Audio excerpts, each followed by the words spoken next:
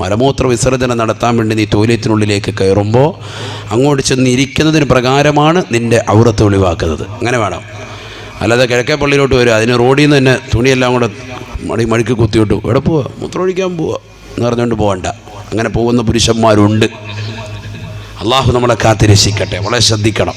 ഔറത്ത് ഒളിവാക്കാൻ പാടില്ല. മുട്ടുപൊക്കൽ ഉൾപ്പെടെ മറച്ചിരിക്കണം. ഷാഫി മദ്ഹബിലെ പ്രബല അഭിപ്രായം. ഔറത്ത് തൊട ഔറത്താൻ വെളിവാക്കാൻ പാടില്ല. തൊടി ഇങ്ങനെ പൊക്കി എടുത്തുകൊണ്ട് പോകാൻ പാടില്ല.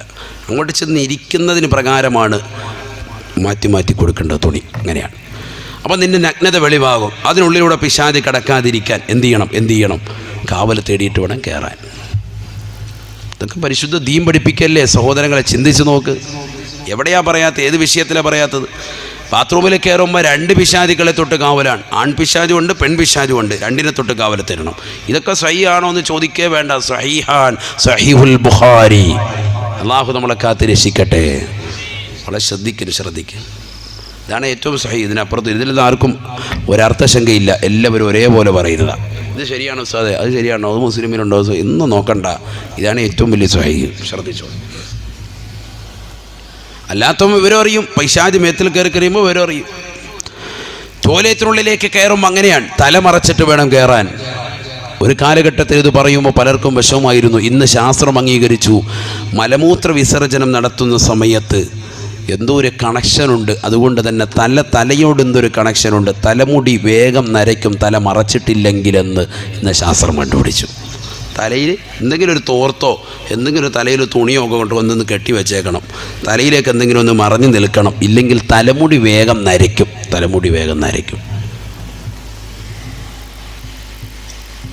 അത് പറഞ്ഞാൽ പിന്നെ എല്ലാവരും അമൽ ചെയ്യും. നാളെ തന്നെ ഉമ്മയുടെ സാരിയൊക്കെ തലയിൽ ചുറ്റിക്കൊണ്ട് കയറിക്കോളും. കാരണം എന്താ? തലമുടി നരയ്ക്കരുത്. അത് നമുക്ക് വലിയൊരു വിഷയമാണ്. മനസ്സിലായി? ദുആ എന്ന് നമുക്ക് വിഷയം. മറ്റേത് ദുആണെങ്കിൽ നമുക്ക് വിഷയമുള്ള രസമല്ല. തലമുടി പടച്ചോങ്കാത്ത് നരയ്ക്കാൻ പാടില്ല. ഇതുകൊണ്ടാണ് നമ്മളിപ്പോൾ ആകെ അഡ്ജസ്റ്റ് ചെയ്ത് പോകുന്നത്. ഇത് ഡൈ ചെയ്യേണ്ടി വന്ന് ആകെ പെട്ടുപോകും എന്നുള്ള രീതിക്കാണ് നിൽക്കുന്നത്. അല്ലേ? അള്ളാഹു നമ്മളെ സ്വീകരിക്കട്ടെ. അള്ളാഹു നമ്മളെ കബൂലാക്കട്ടെ. എത്ര മര്യാദകളുണ്ട്. ഇപ്പോൾ യൂറോപ്യൻ ക്ലോസറ്റ്,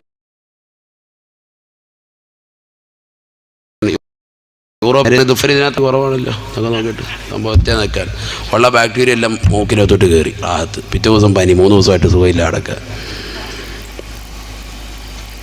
അങ്ങനെയല്ല. അത് അടയ്ക്കാൻ വേണ്ടിയാണ് ആ മൂടി ഉള്ളത് തന്നെ. ഇതൊക്കെ പറയുന്നതിനെന്തറിയാം? ഇതൊന്നും അറിയില്ല. ഇതിൻ്റെ ഒന്നും ഉപയോഗം അറിയില്ല. വലിയ അയലത്തെ വീട്ടിലുണ്ടോ കൊണ്ട് ഞാനും വാങ്ങിച്ചിട്ട് റാഹത്തായിട്ട് കാര്യം സാധിക്കും എന്നുള്ള സ്റ്റൈലില്ല. ഇതെങ്ങനെയാണ് ഇത് ഉപയോഗിക്കേണ്ടതെന്ന് പോലും അറിയില്ല. ഉപയോഗം കഴിഞ്ഞ ശേഷം ഇത് അടച്ച് വെച്ചിട്ട് വേണം ഫ്ലഷ് ചെയ്യാൻ. ഫ്ലഷ് ചെയ്യാതെ പോവുകയും ചെയ്യരുത്. അടച്ചു വെച്ചിട്ട് ഫ്ലഷ് ചെയ്യണം. ചിലരിതിങ്ങനെ തുറന്ന് തന്നെ ഇട്ടിരിക്കുക. അങ്ങനെ യൂസ് ചെയ്യുന്നവരുണ്ട്. എങ്ങനെയാണ് ഇതെന്തിനാണ് സംഭവം എന്നറിയില്ല. ഇരുന്ന് കഴിഞ്ഞാൽ പിന്നെ അള്ളാഹത്ത് ഖിയാമത്ത് നാൾ വരെ അടയ്ക്കരുത് എന്നുള്ള നിയത്തിലായിരിക്കുന്നത്. അങ്ങനെയല്ല. ഇത് അടച്ചിട്ടേക്കണം. അടച്ചിട്ടിട്ട് ഫ്ലഷ് ചെയ്യണം. ഇല്ലെങ്കിൽ ബാക്ടീരിയ ഉണ്ടാവും. അതുകൊണ്ടാണ് ബാത്റൂമിനുള്ളിൽ എന്ത് ചെയ്യരുത്, വുളൂ ചെയ്യരുത് എന്ന് വരെ വലിയ സൂഫിസ പണ്ഡിതന്മാർ പറയാനുള്ള കാരണം അതാണ്. ബാത്റൂമിനുള്ളിൽ പുറത്ത് നല്ല ഏറ്റവും നല്ലത്. ബഹുമാനപ്പെട്ട ശൈഖുന തഴവ ഉസ്താദൊക്കെ ആ ഒരു രീതിയിലാണ് അവലംബിച്ചത്. എൻ്റെ ഉമ്മയുടെ ഉപ്പ, അള്ളാഹു അദ്ദേഹത്തിൻ്റെ ദറജ ഉയർത്തുമാറാവട്ടെ, പുറത്തെ ഒരു കൊടുത്തിരുന്നു. കാരണം നമ്മൾ മാത്രമല്ല പലരും യൂസ് ചെയ്യുന്നത്. ഇനി നമ്മൾ മാത്രം യൂസ് ചെയ്യുന്ന സെപ്പറേറ്റ് ഒരിടമാണ് എങ്കിൽ ചെയ്യുന്നതുകൊണ്ട് വിരോധമില്ല എന്ന് പറഞ്ഞ പണ്ഡിതന്മാരുമുണ്ട്. നല്ല ശുദ്ധിയുള്ളതാണ്, നമ്മൾ മാത്രമാണ്, അറ്റാച്ച്ഡാണ്, നമ്മൾ മാത്രമേ ഉപയോഗിക്കുന്നുള്ളൂ, അതും ക്ലോസേറ്റും ഇത് രണ്ടും വെവ്വേറെയാണ് എങ്കിൽ കുഴപ്പമില്ല. ഇത് ഞാൻ പറയാൻ കാരണം മിക്ക സഹോദരങ്ങൾക്കും സഹോദരിമാർക്കും ഒക്കെ ഒരു സംശയമുള്ളൊരു വിഷയമായതുകൊണ്ട് മാത്രമാണ് അത് പറയുന്നത്. അതുകൊണ്ട് അതൊക്കെ ശ്രദ്ധിക്കണം. ഒരുപാട് കാര്യങ്ങൾ, ആരോഗ്യപരമായ കാര്യങ്ങൾ അവിടെ ശ്രദ്ധിക്കേണ്ടതുണ്ട്. ഇടതുവശത്തേക്ക് ചെരിഞ്ഞിരിക്കുക, കയറുമ്പോൾ ഇതുപോലെ തന്നെ കാവൽ തേടിക്കൊണ്ട് കയറുക, ഇടങ്ങുന്ന സമയത്ത് അള്ളാഹുവിനെ സ്തുതിച്ചുകൊണ്ട് ഹംദ് പറഞ്ഞുകൊണ്ട് ഇറങ്ങുക. അതൊക്കെ പരിശുദ്ധ ദീനപ്പെട്ട, അതൊക്കെ എന്തൊരു ശ്രേഷ്ഠമായ ദിക്റുകളാണ് അവിടെ പറയുന്നത്. തന്നെ ആ വാക്ക് തന്നെ വളരെ ശ്രദ്ധിക്കേണ്ടതാണ്. ബാത്റൂമിൽ നിന്ന് ഇറങ്ങുന്നവൻ പറയുന്ന വാക്കേതാ? ഗുഫ്റാനക അൽഹംദുലില്ലാഹില്ലദീ അദ്ഹബ അന്നിൽ അദാ വഅഫാനി. അല്ലാഹുവേ, നിന്നോട് ഞാൻ പാപമോചനത്തിന് അർത്ഥിക്കുന്നു. എൻ്റെ ശരീരത്തിൻ്റെ മ്ലേച്ഛതയെ നീക്കി എൻ്റെ ശരീരത്തെ സൗഖ്യപ്പെടുത്തിയ അല്ലാഹുവിനാണ് സർവസ്തുതിയുമെന്ന് അടിമ പറഞ്ഞുകൊണ്ടിറങ്ങുകയാണ്. എൻ്റെ ശരീരത്തിൻ്റെ മ്ലേച്ഛതകളെ എന്നിൽ നിന്ന് നീക്കി എൻ്റെ ശരീരത്തിന് സൗഖ്യം നൽകിയ അള്ളാഹുവിന് സർവ്വസ്തുതിയും. അത് പറയേണ്ടത് തന്നെയാണ്. കാരണം ഈ മലവും മൂത്രവും ഒരു 2 ദിവസം കെട്ടി നിന്നാൽ അനുഭവിക്കുന്ന ത്യാഗം ചെറുതല്ല, വലിയ വിഷയമാണ്. കിഡ്നി സംബന്ധമായ അസുഖമുള്ള എത്ര ആളുകളുണ്ട് നമ്മുടെ നാട്ടിൽ. അള്ളാഹു പരിപൂർണ്ണ ശമനം നൽകട്ടെ, ആഫിയത്തുള്ള ദീർഘായുസ്സ് അള്ളാഹു നസീബാക്കട്ടെ. കാലൊക്കെ നീര് വെച്ച് മുഖമൊക്കെ നീരാണ്. അതുകൊണ്ട് അത് പറയേണ്ടത് തന്നെയാണ്. പക്ഷേ ഞാൻ നിങ്ങളോട് ചോദിക്കുന്നത്, എന്തിനാണ് ടോയ്ലറ്റിൽ നിന്ന് പുറത്ത് വന്ന വ്യക്തി വലത് കാല് വെച്ച് പുറത്തേക്ക് ഇറങ്ങുമ്പോൾ പാപമോചനത്തിനർത്ഥിക്കുന്നത് എന്തിനാ? ഒഫ്രാനക്ക എന്നൊരു പദം കൂടി അവൻ പറയുന്നുണ്ട് അല്ലേ? ഒഫ്രാനക്ക, അള്ളാഹു നിന്നോട് ഞാൻ പാപമോചനത്തിനർത്ഥിക്കുന്നു. അതെന്താ പാപമോചനത്തിനർത്ഥിക്കാൻ? ഈ മലമൂത്ര വിസർജനം നടത്തൽ അത്രമേൽ വലിയൊരു കുറ്റകരമായ ക്രിമിനൽ കുറ്റമാണോ? അങ്ങനെയാണെങ്കിൽ പിന്നെ ഇത് ഇല്ല പടച്ചോനെ ഇനി മേലെ ഈ പരിപാടിക്കില്ല എന്ന് പറഞ്ഞ് നിൽക്കുകയാണോ? ചിന്തിക്കാൻ വേണ്ടിയാണ് ഈ പറയുന്നത് കേട്ടോ, ചിന്തിക്കാനാണ്. വളരെ ശ്രദ്ധിക്കണേ. ടോയ്ലറ്റിൽ നിന്ന് പുറത്തിറങ്ങുമ്പോൾ ചിലരിപ്പോൾ ആദ്യമായിട്ട് എനിക്ക് ഇതുവാ തന്നെ കേൾക്കുന്നത്, ഇങ്ങനെയൊക്കെ ഉണ്ടായിരുന്നു ഉസ്താദേ എന്ന് തന്നെ ചിന്തിക്കും. നമ്മൾ ജനിച്ചത് മുതൽ നടത്തിക്കൊണ്ടിരിക്കുക പരിപാടി, പക്ഷേ അവിടെ കയറുമ്പോഴും ഇറങ്ങുമ്പോഴും ഉണ്ട സംഭവങ്ങൾ പോലും അറിയില്ല. ഇതൊക്കെ മദ്രസയിൽ പഠിച്ചിട്ടുണ്ട് പിള്ളേർ, പക്ഷേ അമൽ ചെയ്യുന്നില്ല. അവിടെ വിഷയം. ഖുർആൻ ഓതാൻ അറിയാം, ഓതുന്നില്ല. ദിക്ർ ചൊല്ലാൻ അറിയാം, ചൊല്ലുന്നില്ല. സ്വലാത്ത് ചൊല്ലാൻ അറിയാം, ചൊല്ലുന്നില്ല. അവിടെയാണ് വിഷയം, അവിടെയാണ് വിഷയം. ഇതൊന്നും ചെയ്യുന്നില്ല. പിന്നെന്താ കാര്യമുള്ളത്? എല്ലാം അറിയാം. എൻ്റെ മോൻ നല്ല ഓത്താണ്. എന്തോത്ത്? ജീവിതത്തിൽ എവിടെയെങ്കിലും ഖുർആൻ ഓതിയിട്ടുണ്ടോ? ഒരു യാസീൻ പോലും ഓതൂല. എല്ലാം ഓതാൻ അറിയാം എൻ്റെ മോന്. അതുകൊണ്ട് കാര്യമില്ല സഹോദരങ്ങളെ. നമ്മുടെ മക്കൾ അതോതും ഇതോതും എന്ന് പറഞ്ഞിട്ട് കാര്യമില്ല. മക്കൾ ഡെയിലി പാരായണം ചെയ്യുന്നുണ്ടെങ്കിലേ വിശേഷമുള്ളൂ. അതുപോലെ തന്നെ ടോയ്ലറ്റിൽ നിന്ന് പുറത്തിറങ്ങി വരുന്നവന് ഗുഫ്രാനക, അല്ലാഹുവേ നിന്നോട് ഞാൻ പാപമോചനത്തിന് അർത്ഥിക്കുന്നു എന്ന് പറയുന്നതിൻ്റെ പിന്നിലുള്ള പരമാർത്ഥം മറ്റൊന്നുമല്ല. അല്ലാഹുവേ 10 മിനിറ്റോ അല്ലെങ്കിൽ 5 മിനിറ്റോ കേവലം നിന്നെ മറന്നുകൊണ്ട് ഈ ടോയ്ലറ്റിനുള്ളിൽ വന്നുകൊണ്ടിരുന്ന് എൻ്റെ ശരീരത്തിൻ്റെതാകുന്ന മ്ലേച്ഛതകളെ നീക്കാൻ വേണ്ടി ഞാൻ ഈ സമയം ചെലവഴിച്ചു. പടച്ച റബ്ബേ, ഈ 5 മിനിറ്റോ 10 മിനിറ്റോ നിന്നെ ഓർത്തില്ല റഹ്മാനെ, നീ എനിക്ക് പുറത്തു തരണേ നാഥാ. എൻ്റെ 24 മണിക്കൂറും നിനക്ക് വേണ്ടിയാണ് ഞാൻ കൊണ്ടുവരേണ്ടത്. വമാ ഖലഖതുൽ ജിന്ന വൽ ഇൻസ ഇല്ലാ ലിയഅ്ബുദൂൻ. മനുഷ്യ ജിന്നവർഗത്തെ എന്നെ ആരാധിക്കാൻ വേണ്ടിയല്ലാതെ ഞാൻ പടച്ചിട്ടില്ല എന്ന് നിന്റെ കലാമിലൂടെ നീ ഓർമ്മപ്പെടുത്തിയതാണ്. അതുകൊണ്ട് ഞങ്ങൾ 24 മണിക്കൂറും നിന്നെ ആരാധിക്കേണ്ടവരാൻ. അതിനെ വിട്ടുകൊണ്ട് കേവലം 5 മിനിറ്റോ 10 മിനിറ്റോ ഈ ടോയ്ലറ്റിനുള്ളിൽ മലമൂത്ര വിസർജനത്തിന് വേണ്ടി ഞങ്ങൾ കയറിയത് പടച്ച റബ്ബേ ഞങ്ങൾക്ക് വിട്ടുവരുത്ത് മാപ്പാക്കി തരണേ അല്ലാ. ഈ കുറഞ്ഞ സമയം നിന്നെ ഓർക്കാൻ ഞങ്ങൾക്ക് കഴിഞ്ഞിട്ടില്ല. ഗുഫ്രാനക്, നിന്നോട് പാപമോചനത്തിന് അർത്ഥിക്കുന്നു. അത് പറഞ്ഞിട്ട് മതി. അൽഹംദുലില്ലാഹ്. അതൊക്കെയാണ് ഉലമാക്കൾ ഉപേക്ഷിച്ചിട്ടുള്ളത്. മനസ്സിലാകുന്നുണ്ടോ? ആ കുറഞ്ഞ സമയം റബ്ബിനെ വിട്ടുള്ള ചിന്തയാണ് അവിടെ വന്നിട്ടുള്ളത്. അങ്ങനെ തന്നെയാണ് റബ്ബിനെ വിട്ടുള്ള ചിന്ത. അങ്ങനെ തന്നെ വേണ്ടത്. ഇനി നാളെ ഇത് പറഞ്ഞിട്ട് പടച്ചോനെ 10 മിനിറ്റ് കൂടെ എന്നാൽ ഖുർആൻ വേട്ടോ തൊട്ട് കയറി, അത് വേണ്ട കേട്ടോ, അത് പാടില്ലാത്തതാണ്. അതുകൊണ്ട് തന്നെ അവിടെ ഇറങ്ങുന്ന സമയത്ത് നമ്മൾ ഈ ദിക്ർ ചൊല്ലണം, ഈ ദുആ അവിടെ പറയണം. സയ്യിദുനാ റസൂലുള്ളാഹി സ്വല്ലല്ലാഹു അലൈഹി വസല്ലം. ചിന്തിച്ചു നോക്ക് സഹോദരങ്ങളെ, ചിന്തിച്ചു നോക്ക്. ഹബീബായ റസൂലുള്ളാഹി സ്വല്ലല്ലാഹു അലൈഹി വസല്ലം തങ്ങൾ പറയുകയാണ്, ഇദസ്തയഖല അഹദുകും മിൻ മനാമിഹി ഫലസ്തശിഖ് സലാസ ഫഇന്ന ശൈത്വാന യബീതു ഫീ ഖൈശൂമിഹി. നബിയുനാ റസൂലുള്ളാഹി സ്വല്ലല്ലാഹു അലൈഹി വസല്ലം തങ്ങൾ അല്ലാഹുവിന്റെ റസൂല് പഠിപ്പിക്കുകയാണ്, നേരം പ്രഭാതത്തിലെത്തിയാൽ, ഉറക്കത്തിൽ നിന്ന് നിങ്ങൾ ഉണർന്നു കഴിഞ്ഞാൽ 3 പ്രാവശ്യം നിങ്ങൾ മൂക്കിൽ വെള്ളം കയറ്റിയൊന്ന് ചീറ്റണേ. 3 വെള്ളം ചീറ്റണേ. എന്തിനു വേണ്ടി? പിശാച് രാപാർക്കുന്നത് തരിമൂക്കിലാണ്, തരിമൂക്കിലാണ്. പിശാച് ഉറങ്ങിക്കിടക്കുന്നത് തരിമൂക്കിൽ. സയ്യിദുനാ റസൂലുള്ളാഹി. അപ്പോൾ പിശാച് ഉള്ളിലേക്ക് കടക്കും. എങ്ങനെ കടന്നു ഉസ്താദേ ഇത്? അത് രാത്രി നീ ഉറങ്ങുന്ന സമയത്ത് മൂക്ക് തുറന്നിരിക്കുക, കയറി അങ്ങ് പോയി കിടന്നുറങ്ങി. അങ്ങനെയാണ് പകല് കയറണ്ടേ. പകലും ഇത് തുറന്നിട്ട് തന്നെ ഇല്ലേ? പകല് നീ എപ്പോഴും, നീ ഒരു മുഅ്മിന, നീ എപ്പോഴും ദാക്കിറായിക്കൊണ്ടായിരിക്കുന്നത്, കയറൂല. അള്ളാഹുവിൻ്റെ ദിക്റിലായിരിക്കുന്നത്, പിശാചിനെ കയറാൻ സാധിക്കൂല. ഇനി രാത്രിയിൽ തന്നെ കയറാതിരിക്കണമെങ്കിൽ നിനക്ക് പഠിപ്പിച്ചു തരാം. ഉറങ്ങുന്നതിന് മുമ്പ് ആയത്തുൽ കുർസിയും ആമന റസൂലും ഓതിയിട്ട് നീ കടക്കിൻ. രാത്രിയിലും മൂക്കിനുള്ളിലൂടെ പിശാച് കടക്കൂല. സയ്യിദുനാ റസൂലുള്ളാഹി. ചിന്തിക്കണം, ചെറിയ വിഷയമല്ല. ഫൈന ശൈത്വാന യബീതു ഫീ ഖൈശൂമിഹി, പിശാച് രാമാർക്കുന്നത് തരിമൂക്കിൽ സയ്യിദുനാ റസൂലുള്ളാഹി. അതുകൊണ്ട് രാവിലെ ഉറക്കത്തിൽ എഴുന്നേറ്റാൽ ശരിക്കും 3 പ്രാവശ്യം അല്പം വെള്ളം കയറ്റി ചീറ്റുക. നേരെ ടൗണിൽ പോയിട്ട് മോട്ടോർ വാങ്ങാൻ പോകണ്ട. ഉസ്താദ് പറഞ്ഞു മൂക്കിൽ വെള്ളം കയറ്റി ചീറ്റ എന്ന് പറഞ്ഞ് കുറേ വെള്ളം ഓസ് വെച്ച് അടിക്കണ്ട, സ്വല്പം വെള്ളം എടുത്ത് മൂക്കിലോട്ടൊന്ന് വെച്ച് ചീറ്റുക.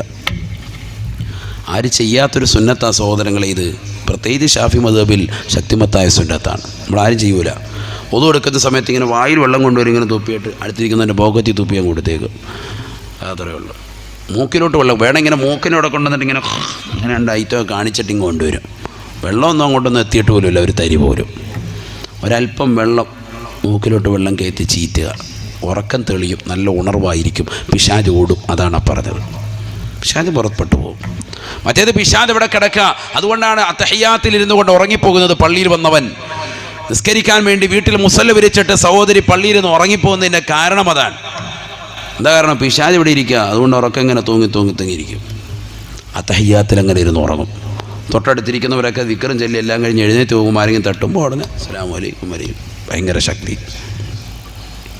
എന്തേ കാരണം? പിശാച് തരിമൂക്കിൽ സ്ഥാനം പിടിച്ചിട്ടുണ്ട്. ഇങ്ങനെ പിശാച് നമ്മുടെ തുറക്കപ്പെട്ട ദ്വാരത്തിനുള്ളിലൂടെ പിശാച് അകത്തേക്ക് കടക്കും. ഹബീബായ റസൂലുള്ളാഹി സ്വല്ലല്ലാഹു അലൈഹി വസല്ലമ തങ്ങൾ പറഞ്ഞില്ലയോ, ഇന്ന ശൈത്വാന യജ്രി മജ്റദ്ദമി, ഇന്ന ശൈത്വാന യജ്രി മജ്റദ്ദമി. മനുഷ്യൻ രക്തം സഞ്ചരിക്കുന്ന സ്ഥലത്തിലൂടെയൊക്കെ പിശാച് കടന്നു ചെല്ലുമേ എന്ന് ഹബീബായ റസൂലുള്ളാഹി സ്വല്ലല്ലാഹു അലൈഹി വസല്ലം.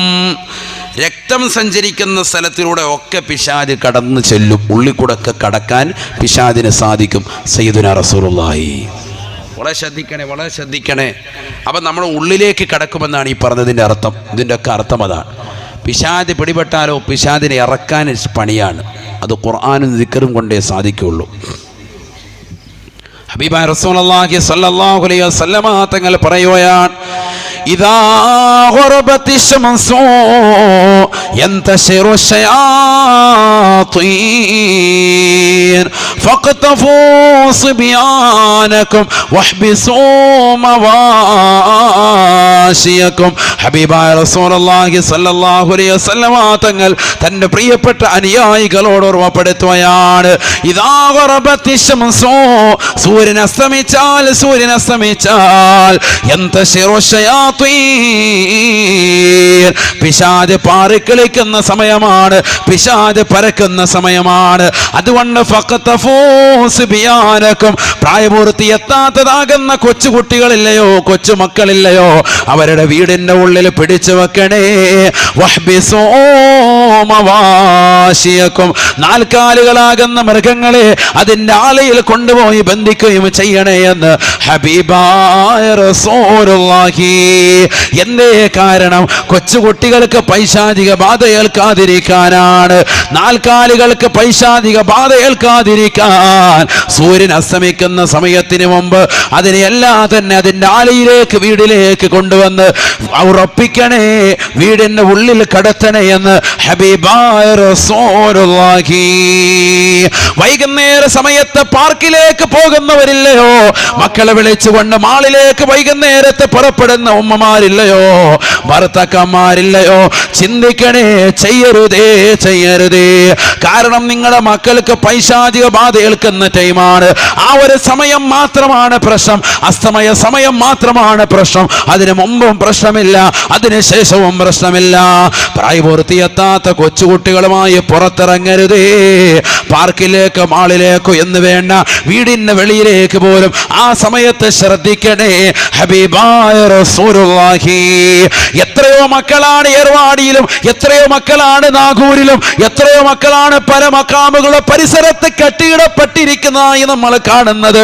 പൈശാചികതയ്ക്ക് അവലംബമായവരില്ലയോ. അല്ലാഹുവേ ശിഫ നൽകണേ അല്ലാ, ശിഫ കൊടുത്ത് അനുഗ്രഹിക്കണേ അല്ലാ. തരത്തിലുള്ള നിരല്ലാതിരിക്കാൻ വേണ്ടി അള്ളാഹുവിന്റെ റസൂൽ പറയുകയാണ്, സഹാബാ, സൂര്യൻ അസ്തമിക്കുന്ന സമയത്ത് കൊച്ചുകുട്ടികളുമായി പുറത്തിറങ്ങരുതേ, ശ്രദ്ധിക്കണേ എന്ന് ഹബീബായ റസൂലുള്ളാഹി സല്ലല്ലാഹു അലൈഹി വസല്ലം. ചിന്തിക്കണം. നേരത്തെ നമ്മൾ പറഞ്ഞു തുറക്കപ്പെട്ട ദ്വാരത്തിനുള്ളിലൂടെ കടക്കുമെന്ന്. ഇപ്പോൾ പറഞ്ഞ് അതൊന്നും വേണ്ട, ചുമ്മാ പുറത്തിറങ്ങിയാൽ മതി. ദ്വാരത്തിനുള്ളിൽ അങ്ങോട്ടൊന്ന് ഇറങ്ങിയാൽ തന്നെ പൈശാചികത ഉണ്ടാകും. അള്ളാഹു ആക്കട്ടെ. കൊച്ചു കുട്ടികൾക്കാണ് ഈ പറഞ്ഞ കേട്ടോ. അപ്പോൾ അത് കേട്ടിട്ട് നാളെ മുതൽ പ്രായപൂർത്തിയെത്തോളം പള്ളിയിൽ പോകാതിരിക്കണ്ട, അവനെ പറഞ്ഞു വിട്ടേക്ക്, പള്ളിയിലോട്ട് തന്നെ വിട്. കൊച്ചു കുട്ടികളുടെ കാര്യമേ പറയുന്നു. കൊച്ചു കുട്ടികളുമായിട്ട് ആ സമയത്ത് നിങ്ങൾ കളിതമാശ പറഞ്ഞ് പുറത്തേക്ക് പോകാൻ പാടില്ല, കളിപ്പിക്കാൻ പാടില്ല. പാർക്കിലും മാളിലും ബീച്ച് റോഡിലൊന്നും മഗ്‌രിബിൻ്റെ സമയത്ത് നിങ്ങൾ കറങ്ങാൻ നടക്കാൻ പാടില്ല. വളരെ ശ്രദ്ധിക്കണം. അതിന് മുമ്പും പ്രശ്നമില്ല, അതിന് ശേഷവും വിഷയമില്ല. ആ ടൈമിലാണ് വിഷയം. ആ സമയത്ത് ഇറങ്ങാൻ പാടില്ല. നമ്മൾ ഇറങ്ങുന്നതോ ആ ടൈം ഒപ്പിച്ച് തന്നെ, വേറൊന്നുമില്ല. അതിന് മുമ്പൊക്കെ വീട്ടിൽ കുത്തിയിരിക്കുക. വൈകുന്നേരം ആകുമ്പോൾ എന്നാൽ പോയേക്കോ ലുലുമാളല്ലോ, ലുലുമാളിൽ പോയില്ലേ, യൂസുഫലി നമ്മളോട് കോപിക്കുമ്പോൾ ഇറങ്ങിക്കോ എന്ന് പറഞ്ഞ് ചാടി ഇറങ്ങി ഓടുകയാണ്. പാർക്കിലേക്ക് പോവുക, മാളിലേക്ക് പോവുക. വളരെ ശ്രദ്ധിക്കണം നമ്മൾ. അള്ളാഹു നമ്മളെ സാലിഹ്യം ഉൾപ്പെടുത്തട്ടെ. ആ സമയം ശ്രദ്ധിക്കണം. അപ്പോൾ വീട്ടിലെന്തിനാ ഇരിക്കാൻ പറഞ്ഞത്? വീട്ടിൽ വെറുതെ ഇരിക്കാനല്ല. ലാ ഇലാഹ ഇല്ലല്ലാഹു ലാ ഇലാഹ ഇല്ലല്ലാഹ് ലാ ഇലാഹ ഇല്ലല്ലാഹു മുഹമ്മദുർ റസൂലുള്ളാഹ്. വീട്ടിലിരുന്നു കൊണ്ട് ദിക്ർ ചൊല്ലണേ സഹോദരി, നീയും ചൊല്ലണേ. നിന്നോടൊപ്പം കൊച്ചുമക്കളും ചൊല്ലി പഠിക്കട്ടെ. വീട്ടിലിരിക്കാൻ പറഞ്ഞത് വീട്ടിലിരുന്ന് സീരിയൽ കാണാനല്ല. സാധു പറഞ്ഞു വൈകുന്നേരം പുറത്തോണ്ട് രക്ഷപ്പെട്ട് നീ ഇപ്പോൾ ടി വിയെ കണ്ട് ബാഹുലിയെ കണ്ട് ഇവിടെ ഇരിക്കുക. അതല്ല, വീട്ടിലിരുന്നിട്ട് നീ ഖുർആനും ദിക്റുമായി വീടിനെ നീ റാഹത്താക്കണം. ഇല്ലേ വീട്ടിനുള്ളിലുണ്ടാവും പിശാച്. അങ്ങനെയാണ് നബിയുനാ റസൂലുള്ളാഹി സ്വല്ലല്ലാഹു അലൈഹി വസല്ലം തങ്ങൾ പറയുകയാണ്, ലാ തജഅലൂ ബുയൂതകും മഖാബിറ. ഹബീബായ റസൂലുള്ളാഹി സ്വല്ലല്ലാഹു അലൈഹി വസല്ലം തങ്ങൾ തന്റെ പ്രിയപ്പെട്ട അനുയായികളോട് പറയുകയാണ്, സഹാബാ ലാ തജഅലൂ ബുയൂതകും മഖാബിറ. നിങ്ങളുടെ വീടുകളെ നിങ്ങൾ ശ്മശാനമാക്കരുത്, അഥവാ മൂകമായ അന്തരീക്ഷമാക്കരുതേ. വീട്ടിൽ ഖുർആൻ ഓതണേ, ദിക്ർ ചൊല്ലണേ. ഫഇന്നൽ ബൈതല്ലദീ യഖറഉ ഫീഹി സൂറത്തുൽ ബഖറ ലാ യദ്ഖുലു ഫീഹി ശൈത്താൻ. അല്ലാഹുവിന്റെ റസൂൽ പറയുകയാണ്, സഹാബാ, നിശ്ചയം ഒരു വീട്ടിൽ സൂറത്തുൽ ബഖറ പാരായണം ചെയ്യുന്നുണ്ടോ ആ വീട്ടിൽ പിശാച് പ്രവേശിക്കൂല എന്ന് ഹബീബായ റസൂലുള്ളാഹി. വീട് പുതുതായി വെച്ച് വീടിലേക്ക് കുടിയിരിക്കലിന് വേണ്ടി കയറുന്നവരെ ഒരു സൂറത്തുൽ ബഖറ കൂടി പാരായണം ചെയ്യണേ. പിശാച് ഓടട്ടെ, പിശാച് പുറപ്പെടാനാണ്. ഇത് പറയുന്നത് കേവലം ഏതെങ്കിലും വേദപുസ്തകമല്ല, പരിശുദ്ധ ഖുർആനാണ്. അത് നമ്മൾക്ക് കാറ്റലോഗാണ്, വഴികാട്ടിയാണ്.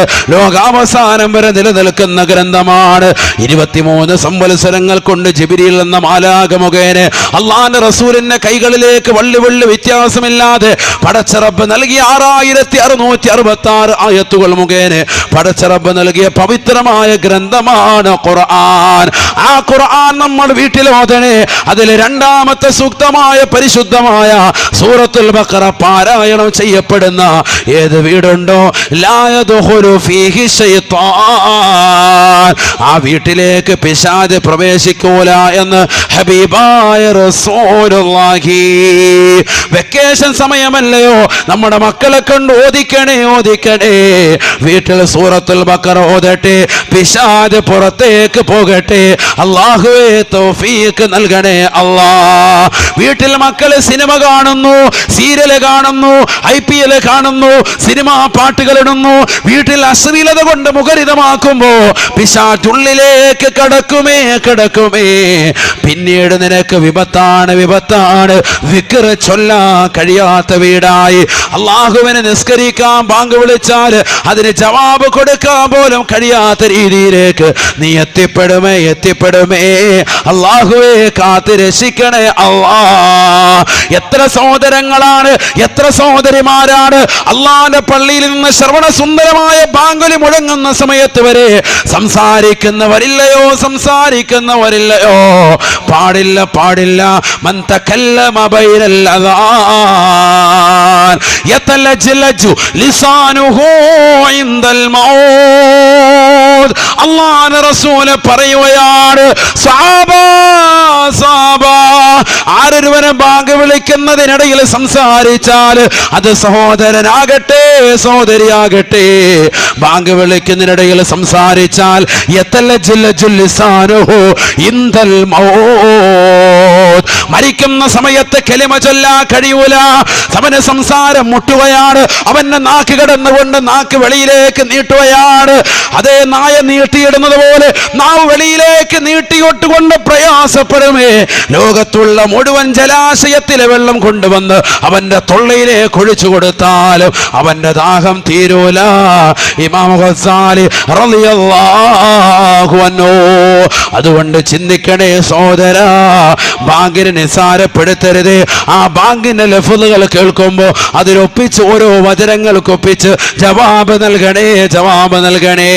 അതുകൊണ്ടല്ലേ ഖുർആൻ ചോദിക്കുന്നത്, വമൻ അഹ്സനു ഖൗലൻ മിമ്മാ ദആ ഇലല്ലാഹ് വഅമില സാലിഹാ വഖാല ഇന്നനി മിനൽ മുസ്ലിമീൻ.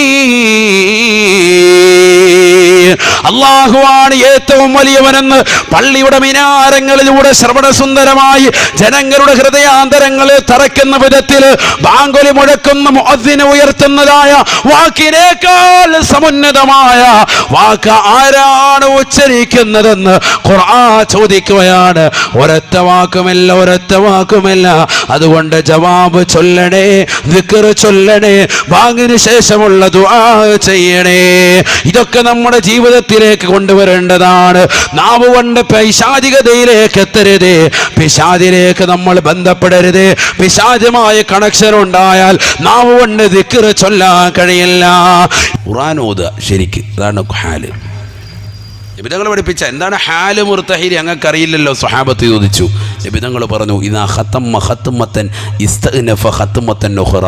അല്ലാഹുവിൻ്റെ കലാമായ പരിശുദ്ധ ഖുർആൻ ഇങ്ങനെ ഓതിക്കൊണ്ടിരിക്കും. ഖുർആൻ ഇങ്ങനെ ആവർത്തിച്ച് ഓതിക്കൊണ്ടിരിക്കും. 3 കൊല്ലം ഓതി ടപ്പട്ട അടിക്കുന്ന പരിപാടിയല്ല, അങ്ങനെ ഒതുക്കല്ല. മറിച്ച് ഫാത്തിഹ സൂറത്ത് തുടങ്ങിയാൽ അന്നാസ് കൊണ്ട് അവസാനിപ്പിക്കും. വീണ്ടും ഫാത്തിഹ ഓതും, വീണ്ടും ഓതും. ഖുർആൻ മുഴുവൻ ഇങ്ങനെ ഖത്മ തീർക്കുക. അല്ലാഹുവിൻ്റെ കലാമല്ലേ. شهر رمضان الذي أنزل القرآن هدى للناس وبينات من الهدى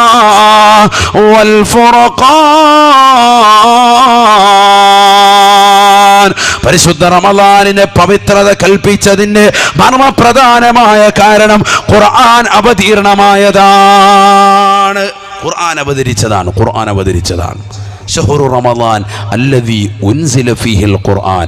ഖുർആൻ അവതീർണമായ മാസമാണ്. ലൗഹുൽ മഹ്ഫൂദിൽ നിന്ന് 1-ാം ആകാശത്തേക്ക് ഖുർആനിനെ ഇറക്കി. അതാണ് ഈ കഴിഞ്ഞ രാത്രി പരിശുദ്ധമായ ശഅബാനിൻ്റെ 15-ന്റെ രാവ്. ഖുർആനിനെ ലൗഹുൽ മഹ്ഫൂദിൽ നിന്ന് 1-ാം ആകാശത്തേക്ക് ഇറക്കി.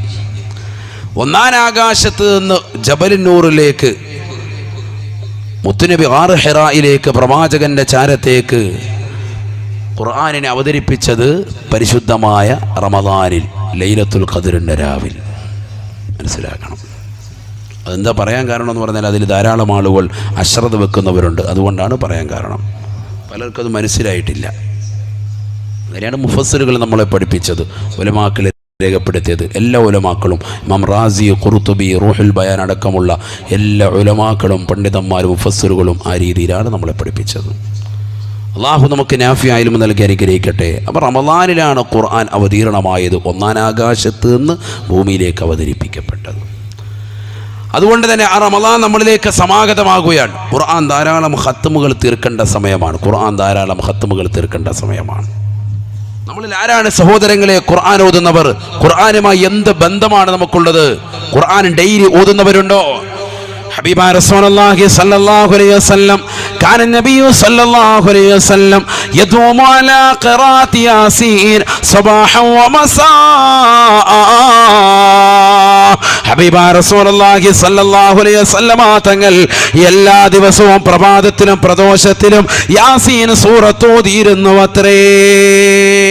സയ്യിദുനാ റസൂലുള്ളാഹി എല്ലാ ദിവസവും അല്ലാഹുവിൻ്റെ റസൂൽ സല്ലല്ലാഹു അലൈഹി വസല്ലമ തങ്ങൾ പ്രഭാതത്തിലും പ്രദോഷത്തിലും രാവിലെയും വൈകുന്നേരവും യാസീൻ സൂറത്ത് ഓതിയിരുന്നു. നമ്മൾ ഒരു നേരം ഓതിയെങ്കിലായി, അത് തന്നെ ഇപ്പോൾ കുറേ നാളായിട്ടില്ല, മുമ്പം കണ്ട് ഓതിയിരുന്നതാണ്. അള്ളാഹു നമ്മളെ കാത്തിരക്ഷിക്കട്ടെ. എവിടെ എത്തിപ്പോയി സഹോദരങ്ങളെ? ഹബീബായ റസൂലുള്ളാഹി സ്വല്ലല്ലാഹു അലൈഹി വസല്ലമ തങ്ങൾ വീണ്ടും പറയുകയാണ്, മൻ ഖറഅ സൂറത്തൽ വാഖിഅ ലം യജിദുഹു ഫാഖത്തുൻ അബദാ. അല്ലാഹുവിന്റെ റസൂൽ പറയുകയാണ്, സഹാബ, ആരൊരുവൻ സൂറത്തുൽ വാഖിഅ പാരായണം ചെയ്യുന്നുണ്ടോ അവൻ ഒരിക്കലും ദാരിദ്ര്യത്തിലേക്ക് എടുത്തു ചാടൂല, അഥവാ ദാരിദ്ര്യം അവനെ എത്തിക്കൂല. ദാരിദ്ര്യം അവനെ തൊട്ടു തീണ്ടാതെയാണ് ജീവിതം കൊണ്ടുപോകാൻ അവന് സാധിക്കുമേ സൂറത്തുൽ വാഖിഅ ഓതിയാലെങ്കിലെന്ന് ഹബീബായ റസൂലുള്ളാഹി. ഉസ്താദേ, GST വന്നത് മുതൽ പ്രയാസമാണ്, നോട്ട് നിരോധനം വന്നത് മൂലം പ്രയാസമാണ്, കച്ചവടം നടക്കുന്നില്ല എന്ന് പറയുന്ന സഹോദരാ, നീ വീട്ടിലിരുന്നു കൊണ്ട് അല്ലെങ്കിൽ കച്ചവട സ്ഥാപനത്തിലിരുന്നു കൊണ്ട് നീ പരിശുദ്ധമായ ഖുർആൻ ഓതണേ. നിന്റെ മക്കളെ കൊണ്ട് ഖുർആൻ ഓദിക്കണേ, നിന്റെ ഭാര്യയെ കൊണ്ട് ഖുർആൻ ഓദിക്കണേ. ശുദ്ധിയുള്ള സമയത്ത് നിന്റെ ഭാര്യ ഖുർആൻ എടുത്ത് ഓതട്ടെ. നിന്റെ മക്കളെ നീ മദ്രസയിൽ പഠിപ്പിച്ചതല്ലയോ? ഖുർആൻ ഓതണേ. മൻ ഖറഅ സൂറത്തുൽ വാഖിഅ ലം യജിദുഹു ഫാഖത്തുൻ അബദാ. സൂറത്തുൽ വാഖിഅ നിത്യമായി പാരായണം ചെയ്താൽ ഉറപ്പായിട്ടും ദാരിദ്ര്യം നിർമാർജനമാണ്, ദാരിദ്ര്യം ഉണ്ടാവൂല. ഹബീബായ റസൂലുള്ളാഹി. അന്യന്റെ മുന്നിൽ അരച്ചാണ് വയറന്ന് നിറയ്ക്കാൻ വേണ്ടി കൈനീട്ടേണ്ട യാചിക്കേണ്ട ഗതികേട് തോട്ടുമുഖത്തുള്ള ആലുവയിലുള്ള പ്രിയപ്പെട്ട സഹോദര നിനക്ക് വരൂല, പെങ്ങളെ നിനക്കുണ്ടാവൂല. ഹബീബായ റസൂലുള്ളാഹി സല്ലല്ലാഹു അലൈഹി വസല്ലം എത്ര സഹാബത്ത് അത് ജീവിതത്തിൽ കൊണ്ടുവന്ന് പരീക്ഷിച്ച് വിജയിച്ചവരാണ്. എത്ര സഹാബത്ത്, ഇബ്നു മസ്ഊദ് റളിയല്ലാഹു അൻഹു അടക്കമുള്ള എത്രയോ സഹാബത്ത്. പെൺമക്കൾ അധികരിച്ച വ്യക്തിയാണ് ഇബ്നു മസ്ഊദ് റളിയല്ലാഹു അൻഹു. അദ്ദേഹത്തിനോട് പ്രവാചകൻ പറഞ്ഞു, ഈ സൂറത്ത് ഓതണം, സൂറത്തുൽ വാഖിഅ ഓതണേ. മഹാനുഭാവൻ അദ്ദേഹം ഓതി, അദ്ദേഹത്തിൻ്റെ പെൺമക്കളെയും പഠിപ്പിച്ചു. പെൺമക്കളെയും സൂറത്തുൽ വാഖിഅ പഠിപ്പിച്ചു. ഡെയിലി അവരെല്ലാവരും പാരായണം ചെയ്യാൻ തുടങ്ങി. അബൂബക്കർ സിദ്ദീഖ് റളിയല്ലാഹു അൻഹുവിന്റെ കാലഘട്ടത്തിൽ അദ്ദേഹത്തിന്റെ വീട്ടിലേക്ക് ഒരു പണക്കിഴി കൊടുത്തു വിടുകയാണ്, സ്വർണത്തിന്റെ കിഴി കൊടുത്തു വിടുകയാണ്. അദ്ദേഹം സ്വീകരിച്ചില്ല. അദ്ദേഹം പറയുകയാണ്, അല്ലമനി റസൂലുള്ളാഹി സ്വല്ലല്ലാഹു അലൈഹി വസല്ലമ സൂറത്തുൽ വാഖിഅ. അല്ലാഹുവിന്റെ റസൂൽ എന്നെ സൂറത്തുൽ വാഖിഅ പഠിപ്പിച്ചിട്ടുണ്ട്. ഞാനതെൻ്റെ പ്രിയപ്പെട്ട പെൺമക്കളെയും പഠിപ്പിച്ചിട്ടുണ്ട്. അതുകൊണ്ട് ദാരിദ്ര്യം ഞങ്ങൾ ഭയക്കുന്നില്ല, ഞങ്ങൾക്ക് ഭയമില്ല. ചിന്തിച്ചു നോക്ക് സഹോദരങ്ങളെ, എന്തൊരു ഈമാനാണ്. ശേഷം ഉമർ ഇബ്നു ഖത്താബ് റളിയല്ലാഹു അൻഹുവിന്റെ ഖിലാഫത്തിന്റെ കാലഘട്ടത്തിൽ അദ്ദേഹവും കൊടുത്തുവിട്ടു സ്വർണത്തിന്റെ ഒരു കിഴി. സ്വർണത്തിന്റെ കിഴിയാണ്. പണത്തിന്റെ പളപളപ്പിൽ വിരാജിക്കുന്നവനും പോലും 50 രൂപ താഴെ കിടന്ന് വെറുതെ കിട്ടിയാൽ പോക്കറ്റിലിടുന്ന ഒരു കാലഘട്ടമാണിതെങ്കിൽ ചിന്തിച്ചു നോക്കണം. സ്വർണത്തിന്റെ കിഴി കൊണ്ടുവന്ന മഹാനായ ഇബ്നു മസ്ഊദ് റളിയല്ലാഹു അൻഹുവിന്റെ കൈവെള്ളയിൽ വെച്ച് കൊടുത്തിട്ട് മഹാനുഭാവൻ നിരസിക്കുകയാണ്, എനിക്ക് വേണ്ട. എന്തുകൊണ്ട്? അള്ളാഹിന്റെ റസൂൽ എനിക്കൊരു സൂറത്ത് പഠിപ്പിച്ചിട്ടുണ്ട്, സൂറത്തുൽ വാഖിഅ. ഞാനതെൻ്റെ പെൺമക്കളെയും പഠിപ്പിച്ചിട്ടുണ്ട്. ഞങ്ങൾക്കാർക്കും ദാരിദ്ര്യത്തെ പേടിയില്ല. ഡെയിലി അത് ഓതുകയാണ്. ഖുർആന്റെ മേലെ ആസ്വദിച്ചു. നമ്മളാണെങ്കിലോ, നമുക്ക് ഈ സൂറത്ത് ഇപ്പോഴും ഉണ്ട് ഖുർആനിൽ, ഓതാൻ വയ്യെന്നുള്ളൂ.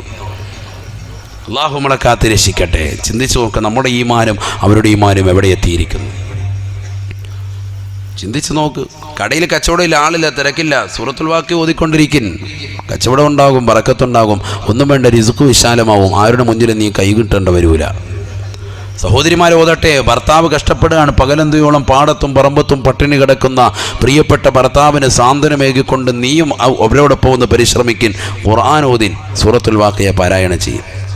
അള്ളാഹു തൗഫീഖ് തരട്ടെ, അള്ളാഹു തൗഫീഖ് തരട്ടെ.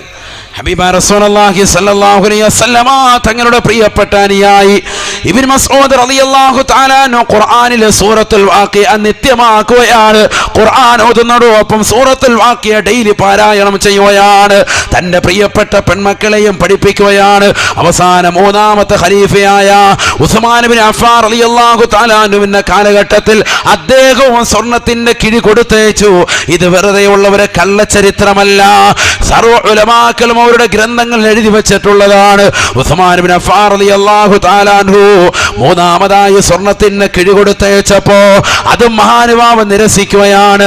അദ്ദേഹം പറയുകയാണ്, എനിക്ക് വേണ്ട ഈ സ്വർണത്തിന് കിഴി, എനിക്ക് അല്ലാഹുവിന്റെ റസൂൽ സൂറത്തുൽ വാഖിയ പഠിപ്പിച്ചിട്ടുണ്ട്, അതെന്റെ പെൺമക്കളെ ഞാനും പഠിപ്പിച്ചിട്ടുണ്ട്. പഠിക്കുക മാത്രമല്ല, ഞങ്ങളെല്ലാവരും അത് ഓതുന്നുണ്ട്, അതുകൊണ്ട് ദാരിദ്ര്യത്തെ എനിക്ക് ഭയമില്ല എന്ന് പറഞ്ഞുകൊണ്ട് ഉസ്മാൻ ഇബ്നു അഫ്ഫാൻ തങ്ങളുടെ കാലഘട്ടത്തിൽ ഈ ലോകത്ത് നിന്ന് വിട പറഞ്ഞ വലിയ വ്യക്തിത്വമാണ് അബ്ദുല്ലാഹി ഇബ്നു മസ്ഊദ് റളിയല്ലാഹു അൻഹു. ചിന്തിക്കണം, ചിന്തിക്കണം. ഖുർആൻ ഓതാണ്, ഖുർആൻ ഓതല്. അല്ലാഹു തൗഫീഖ് തരട്ടെ.